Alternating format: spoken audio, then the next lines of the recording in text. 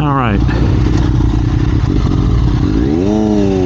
Nico, I'm on a Triumph Daytona Moto2, number 616 of 670, it's number 716 of 765. Haven't been on one of these in a while. Oh, it's so nice having a quick shifter again.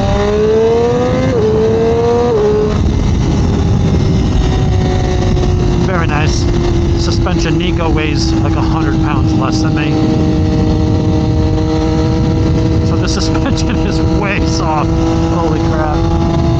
It's got good suspension. It's got Ohlins, but so when he had this set up, he was like, no joke, he's 6'1" and 120 pounds. He's a very skinny guy.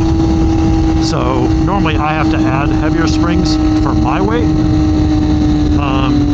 On his, they had to take all the preload out just to get the sag anywhere near acceptable. So I've got it compressed quite a bit. But he wanted to ride my street or speed twin, whatever bike I got. He wanted to ride that. I was like, I'll take the Daytona a little bit. I do like it. It's got a great motor. Basically, it's a hopped up version of the Street Triple RS that I had. So 765cc triple.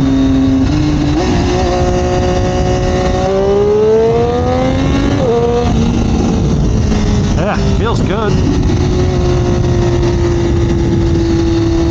These I think make around 123, 124 horsepower or so stock at the wheel. Makes about 5 or 6 more than the Street Triple RS.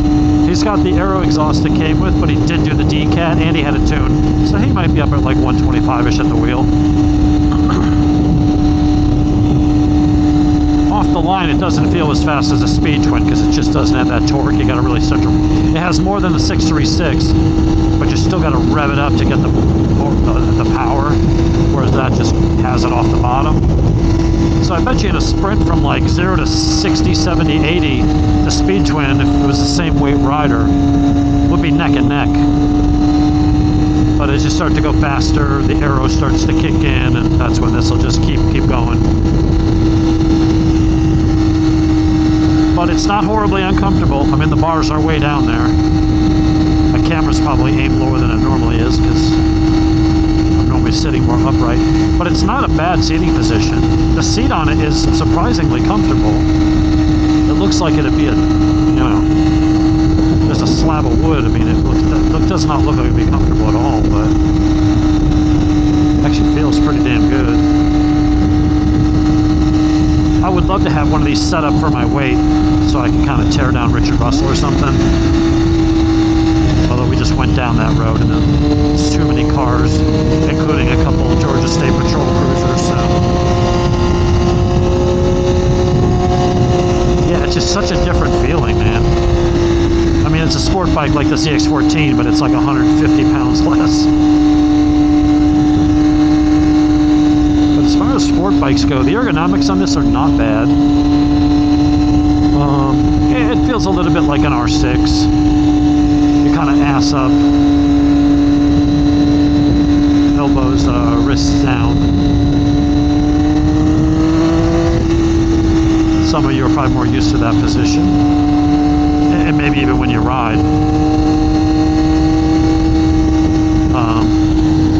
It's all carbon fiber. I'll be honest, I'm not crazy about the carbon fiber. Sorry, Nico. It's a great bike. I'd rather have plastic. Painted, knock a few bucks off it. I don't care about it. Special edition. Give me one of these. If you want to cut the costs, get rid of the carbon fiber. Get rid of the billet machined top triple clamp. And either offer it with the suspension or even downgrade it slightly. Put an Ohlins RTX instead of a TTX on the back. That'll save a few bucks while still being more than adequate. And then put a set of Showa big piston forks up front. Save some more costs there. Sell this at just like $13,999 or something, $13,800. You'd sell a gazillion of them. Great bike. Because as we were talking before with Nico, there's not a lot of bikes in this category anymore. 750.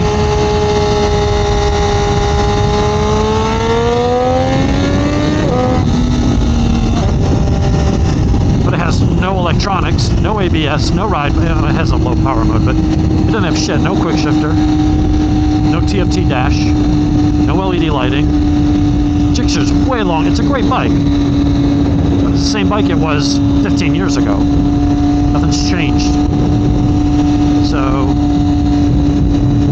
what else you got? You got the MV Agusta F3 800. Amazing bike, but nobody buys them. I'd love to have one, but, you know. I think if you get the Rosso version, it's like 18 grand. You got the Panigale V2, which I do love. But that's now 17-ish plus tag. You're looking at 19, 19.5 out the door. And, you know, it's a lot of money. You know, if you're going to spend that much, you're going to spend 19 or 20. Wouldn't you just get an R1? So for the mid-size bikes, at a mid-size price, your options are really quite limited. So I would love to see a non-Moto2 Daytona. I think it's, I mean, this thing just, it's, the chassis on this is right up there with the R6. This is one of the best super sport chassis of all time. The quick shifter's really good. It's got a Brembo MCS master cylinder. Brembo M50s or Stylemas, I don't remember which. I can't quite see them from here. But they're phenomenal, braided lines. Ohlins all the way around. He likes that bike.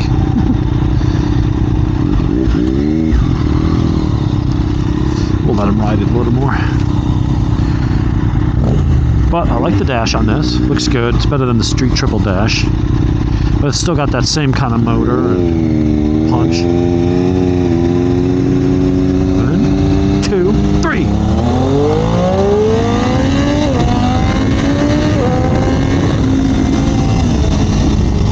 All right, I was wide open.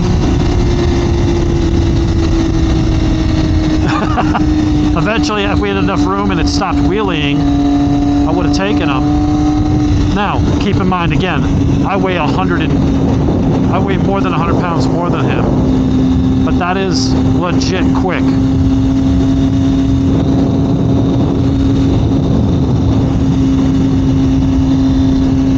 I didn't expect him to walk away from me. Now, granted, I had the traction control kicking in and all that kind of stuff, so. Come on, Nico, pay attention.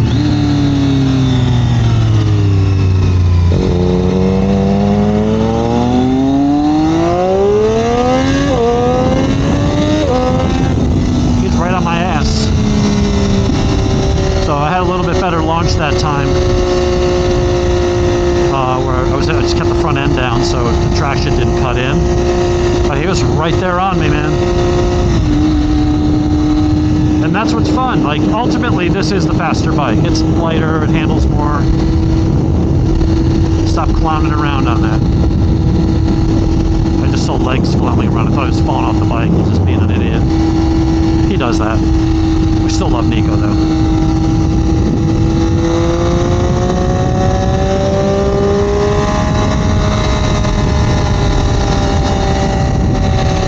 I like this. I think you get this set up for my weight. You know, get the suspension dialed in. Oh, corners like a cat.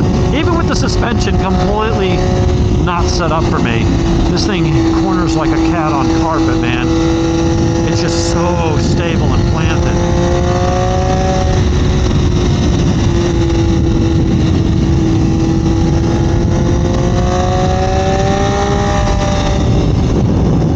I like this a lot.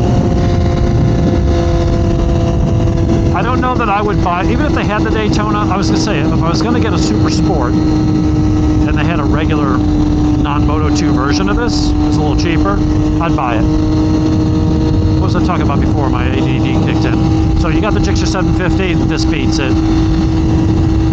They don't really make the R6 anymore, but this would beat it. It's a faster bike, better suspension, better everything. CBR 600, this would eat it alive. And the Agusta and the Ducati. If you you want a modern mid-bike super sport that has all the electronics and the latest gadgets, those are your three options. They don't even make this anymore, I don't think. So really, there's kind of a gap in the market. Now there is going to be the R9 from Yamaha, and that's going to be fast. That's going to be fun. It's going to be torquey, and frankly, won't make much less horsepower. It's not going to rev out like the R6, but it's going to make a lot more torque. The horsepower is going to be, I mean, what's a stock R6 make at the wheel? 110? They're pretty corked up. You got to get them flashed and change out the exhaust and do some stuff to get them up to, you know, 118, somewhere in that range. So if they come in with an R9, maybe they tune it up a little bit. It's putting, you know, I don't know, maybe 105 to 108 at the wheel, but all that torque, that's going to be a formidable, really good choice if they get the pricing right. That's going to be a great mid-range super sport-ish bike.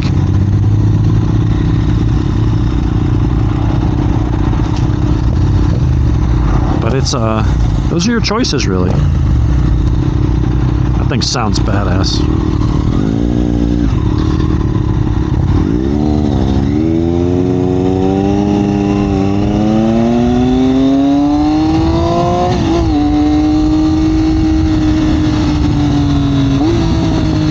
I keep forgetting this thing has a quick shifter. I gotta remember to use it.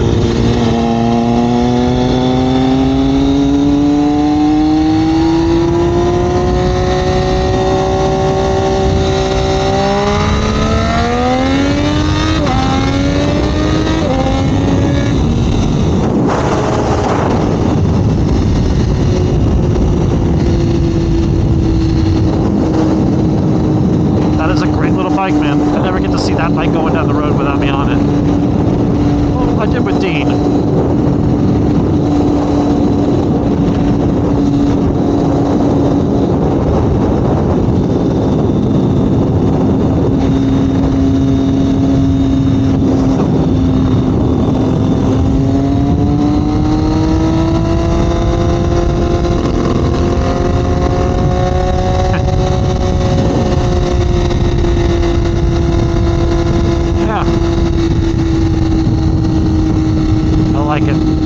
I like this a lot.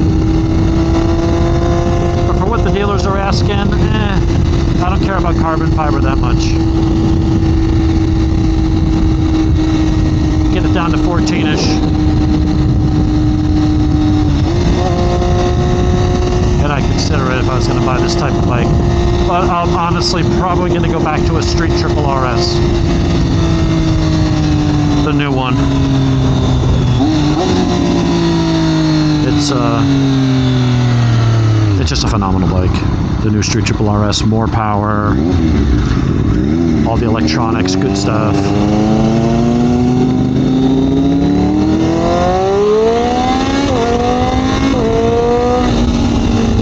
Yeah, see, he got good drive there.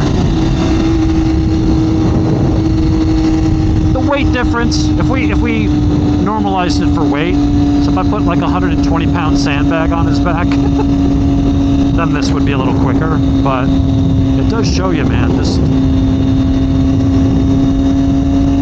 how good that bike is.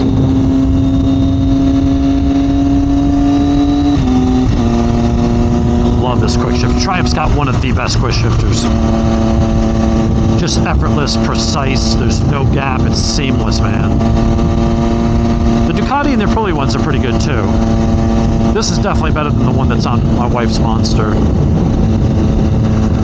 And I can auto blip while I'm on the throttle. See how I'm giving it throttle?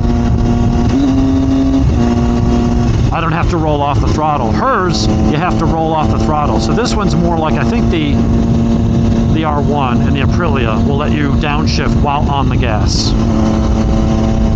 And I can see where they wouldn't want you like wide open on the gas at high RPM, but when you're just using engine braking to slow down and you're 4,000 RPMs, you got plenty of RPM headroom to downshift a gear or two. On hers, I'd have to cut it and then drop it. Here, seamless, much better implementation. So I think that's all there is to say about this.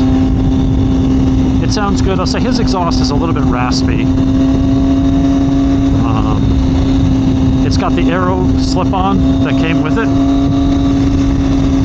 which doesn't have a whole lot of baffling. And when you do the D-cat, it's like almost like open headers with an exhaust tip.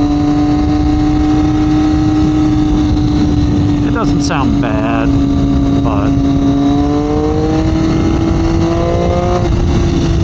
I really miss this motor. It's so flexible, and the Street Triple's got, it's a little lighter because it doesn't have all the plastic and the mounts for it, but then it's also, I think, got shorter gearing. So I definitely see another one. The problem is, what bike do I get rid of to get the Street Triple? I don't want to get rid of that. That thing's awesome. And I don't necessarily want to get rid of the Kawasaki because, well, that bike's awesome. I'll have to noodle on that. But, all right, I'm going to try to turn this thing off if I can.